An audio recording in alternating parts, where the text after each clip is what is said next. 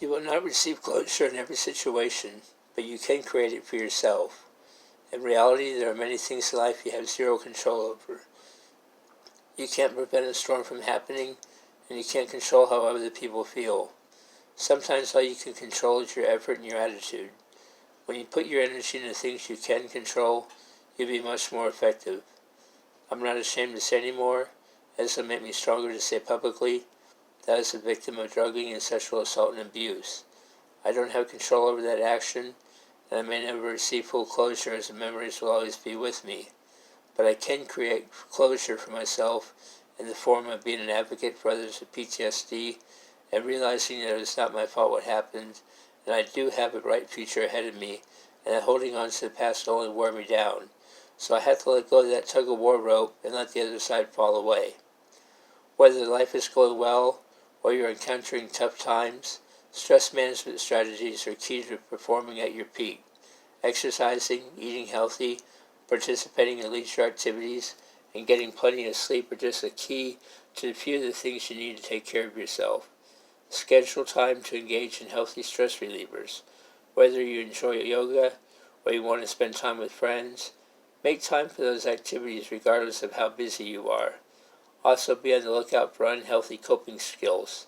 Drinking too much, binge watching TV, and complaining may offer temporary relief, but they create more problems for you over the long term. Scientists estimate that people have about 70,000 thoughts per day. Many of those thoughts incite feelings of self-doubt, fear, and discouragement. Keep a few positive, healthy affirmations on hand can help combat negative thinking. So whether you remind yourself, I'm stronger than I think, or I can handle this, your affirmations can help drown out the negativity. With practice, you can train your brain to think differently, and you'll begin to accept that while you can't control every situation, you can control how you think and feel and behave. You can't force how things go your way, but you can have a strong influence. To have the most influence, however, you need to be in control of your behavior. So do your best and keep a good attitude. When you have concerns about someone else's choices, share your opinion, but only share it once. Don't try to fix people who don't want to be fixed. Most of what other people do is about them, not you. Pain makes you stronger. Tears make you braver. Heartbreak makes you wiser. So thank the past for a better future. Your value and your worth aren't tied to anyone or anything. It's not easier being the bigger person. The other person has problems too. They also have a wounded spirit. Some things cannot be explained. I've resigned myself to the fact that some things cannot be explained or understood. All I can do is be a vessel and an instrument of holiness to the people God has called me to serve. At this point in my life, I no longer feel compelled to explain the mysteries of God. I just try to say what He wants me to say and live in a way that is pleasing to Him. My way of coping with things I cannot explain is by worshiping God for who He is in spite of what is going on in the world. I try to take time to nurture a relationship of loving and union with Him because I trust He is in charge and He cannot make mistakes. His ways are not my ways, neither are His ways in His thoughts. Some people won't apologize because they can't. Some people won't because they simply can't. I'm sorry is one of the first things we learn to say as children, yet some adults refuse to apologize even when they are clearly in the wrong. The question is why.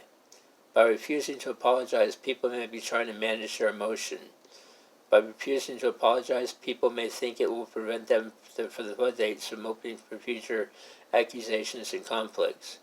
Or by refusing to apologize, it prevents shame. These are just one of the many reasons.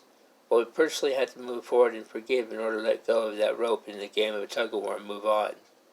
I have learned to forgive my attackers to release control that they have in my life, that I have had in my own personal life, by allowing them to take control by not forgiving and holding bitter resentment and hostile feelings. Not to say that those feelings are valid, but holding on to the bitter stress and hostility only brings me down and allows them to win. You cannot change people no matter how much you think they need to change. People change themselves. Sometimes all we can do is get one foot in front of the other, But we get better through mindfulness as we see new horizons. Some people won't accept that type of way. We have to forgive ourselves. You can't change other people. You can only change yourself. Everyone's got problems. You learn from them. You live with them. You move on. It's a choice you make if you want to have a happy life. Nobody's perfect. People are different, and that's what makes them so interesting. Show someone the error of their ways is a much more difficult task than most people realize. All you can do is show them the information and let them interpret them in their own way. The decision to change must come from the other person. This is the only way that will make them the effort to change their actions. If you're committed to help someone make changes in their life, you need to understand what is truly what they want. The best way to handle this is not to project your own ideas onto them, but rather let them come to you for that help. If you must have someone in your life that makes poor choices that are affecting you, it's in your best interest not to associate with them.